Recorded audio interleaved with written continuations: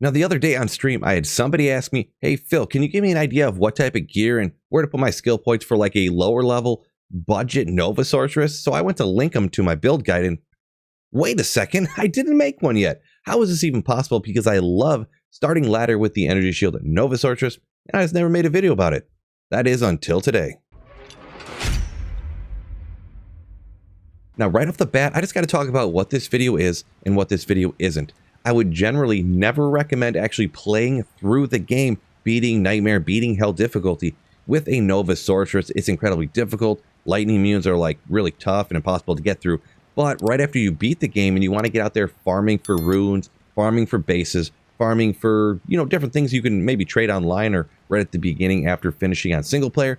So let's again jump in and see exactly kind of how you want to distribute your points in the character screen, where to put your points into the skill trees, and then what everyone's always the most excited for, and that is what type of gear options can you get super early on and kind of how you can get them. Now, character screen, we do have a Spirit Monarch on here, spoiler alert for later, but we got 156 into the strength, so just enough strength to wear whatever gear you can have on or you're going to use in the near future. Dexterity, once again, the same deal. I didn't put any here into dexterity, but depending on what you decide to choose, if you go a little bit different than I did, you may need to put a few in here in order to wear your gear. Vitality, nothing there once again, fellas. This is going to be Energy Shield Nova, as you probably are well aware if you're watching this video. So we dumped all the points into energy right here. Now, down at the resistances, I know it looks rough, and it's because it's a budget build, but you're going to see when the gameplay at the end, make sure you stick around and watch some of that this isn't going to be a huge problem. It's suboptimal. You want to get better gear for endgame, but even with this right here, Poison Res is sort of the most important, and the other ones are slightly less important. Not useless, not pointless, but a little less important than Poison. Now, taking a look at the skill tree, this is a level 75 Sorceress, if you didn't see that a second ago, so we're not going to be able to quite cap out everything you want to, but we have one into Frozen Armor, we've got 1 point into Warmth, and then the Lighting skill tree where almost everything's going. We're using the Nova skill. It has a synergy of Static, and Static's also an awesome skill, especially it helps you out a ton when you have a ton of Radius, which is what you get from putting all those points into here for the synergy anyways. So the Radius, even with just the 20 hard points, covers almost the entire screen. We also, of course, we're going to max out Lighting Mastery to get a ton of damage out of this skill, and then we're obviously going to be using Energy Shield. Now, I don't have enough points to max out Energy Shield and its synergy of Telekinesis, so we went ahead and put points into Energy Shield until the next point would only give us 1% extra absorb. At that point, I decided that they would be better used to put the rest of them up here into Telekinesis until Telekinesis was capped, and then come back down to Energy Shield and cap that out eventually. It is important to cap out Energy Shield, but at just 1% absorb, I thought the -6 mana consumed based upon the damage that goes into Energy Shield would be more important at that point. But because this is only a level 75 character, and I kind of set it up as if I didn't even complete all of the skill quests in the entire game, so I don't quite have enough hard points to put in here to cap these out. But definitely, if you can, if you're level 90 eventually, which you will be, cap out both of Energy Shield and Telekinesis. Now, the exciting part, the gear, and I'm going to go over different pieces that you could swap in and out depending on what you can find and what you can get your hands on.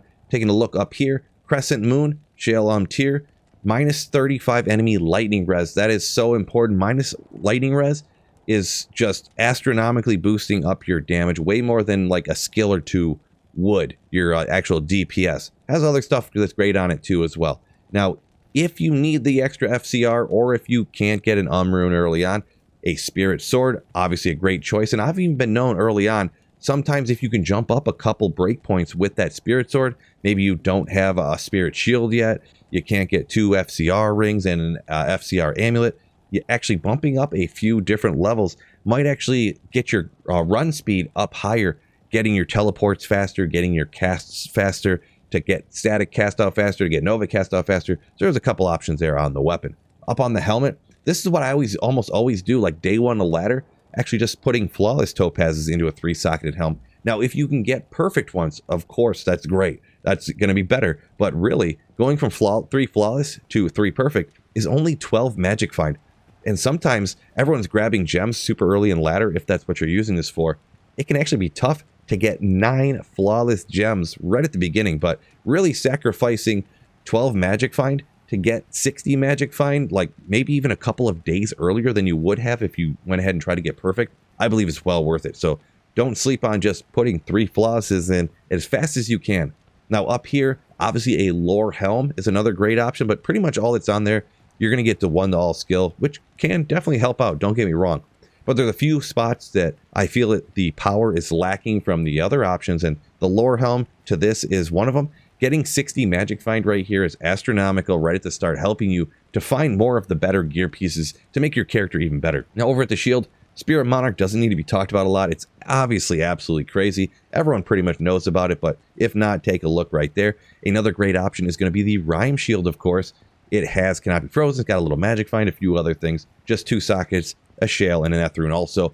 Or if you do find yourself a lidless, if you get lucky in 1 drops or whatever, using that's another great option. Now on the amulet, I mean the best you can get, but you can go ahead and craft yourself up a caster amulet, get a little bit FCR, get some mana and mana regen, and hopefully get lucky and get some other things to help you out. Or if you find some rare amulet along the way, obviously slap that on. Now on the armor, for this particular version that I'm going to show off with the killing speed later, I went with the stealth, and it's actually low-key awesome for Energy Shield Nova Sorceresses. It's got 25 of walk, run, cast rate, and hit recovery. It's got mana regen, which mana's your life, and it actually has poison res, which is the most important one of the resistances for this build, but it doesn't even end there. Magic damage reduced. Yeah, damage reduced can actually help out the Energy Shield build, more so than really any other type of build in the game. The standard damage reduced and magic damage reduced can help out. This one's got the magic version. Taking a look at the gloves, Frostburns could be one of the best glove options here for the Energy Shield Sorceress because increased maximum mana 40%. Mana's your life, so that's pretty much 40% extra life, which is crazy. And you could even find this in like normal difficulty, which is crazy as well. Obviously, Strength Gloves and Mage Fist, other great options to throw in the gloves as well. Now, as for the rings, throw on 2 SOJs if you can get them. But if you probably can't early on, just whatever the best FCR rings you can get your hands on, getting yourself up over a breakpoint so you can teleport around smoother, and so you can cast Static and Nova faster, getting your DPS higher in that regard. Now, also on the belt right here, we've got a caster belt as well, similar to the amulet. Now, this one didn't roll great, doesn't have a lot on it, but later on, you can definitely get even up to 24 hit recovery. You can get a bunch of strength, bunch of life mana, bunch of resistance, all different kinds of things. But this is going to be one of your best options until you're able to get like the end game Arachnid's Mesh. Over on the boots, I almost always do this at the beginning of ladder, and the boots options are going to be like uniques or super rare items. So before that, I almost always end up shopping for boots just from usually Charcy, but really most of the vendors that have magic find on them. So with this and with this, we have 88 magic find. The first 100 is absolutely crucial for getting your magic find up to finding better gear. So between the helmet and between these boots, I mean, you got a good amount. You could also get boots with resistances on them from vendors, life, with a ton of different things on there. If you do get lucky, obviously Sandstorm Treks are like the end game option over here, but they're not that rare, but they're a little bit rare. Rare boots that are good are another great option, or Silk Weaves are a great option. I believe they have a little bit extra mana, and they have mana per kill on them. Now on the offhand, not going to be required for this build, but you could shop yourself a lower res wand. It could help you out in some rare instances.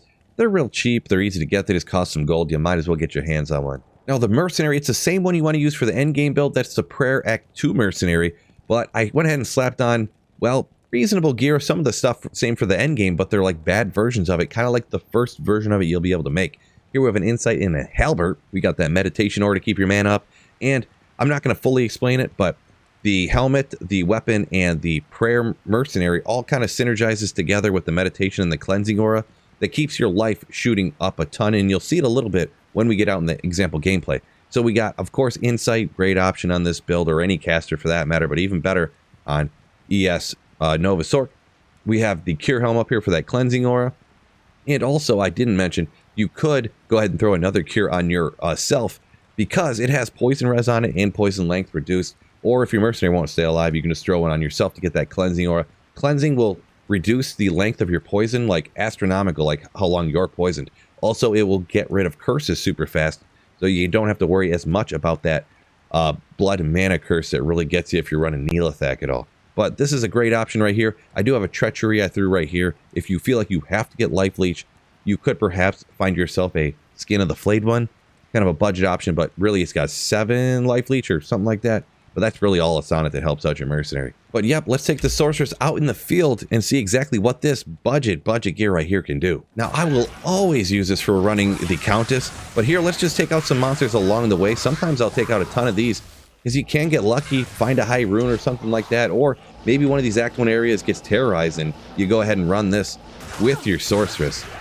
Now, right here, I'm not even staticking anything, and that one actually was lightning enchanted and exploded on me.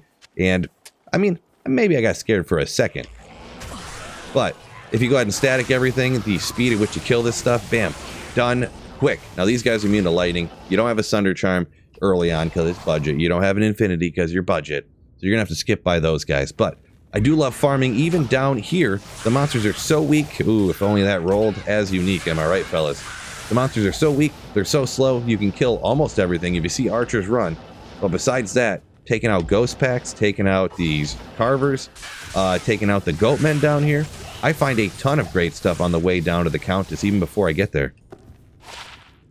Ooh, yeah, I'm going to go ahead and keep that, I guess. Mana helping out my life and some gold fine. And here we are down at the bottom, and yeah, it's only players 1, but actually, you get slightly more runes from the Countess rune drop table on players 1 than you do on the higher players counts. So it's kind of perfectly fine. You can static her or just start flashing right away.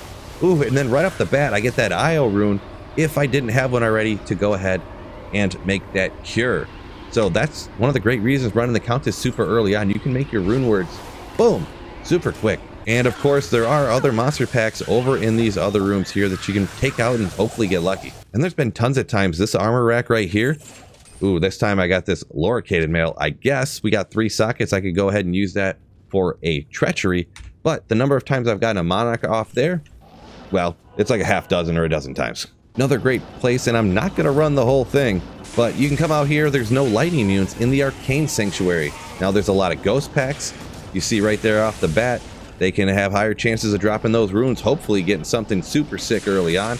But you can static them down, flash them a bunch, static them down, flash them a bunch. You see we're taking quite a bit of damage, so there I had to go ahead and use a potion because I was kind of YOLOing in for the video. But at the very end, I'm not going to go find him because I don't want to take that much time. We'll see if he's out here. But you can farm keys, ooh, lucky me, from the summoner as well.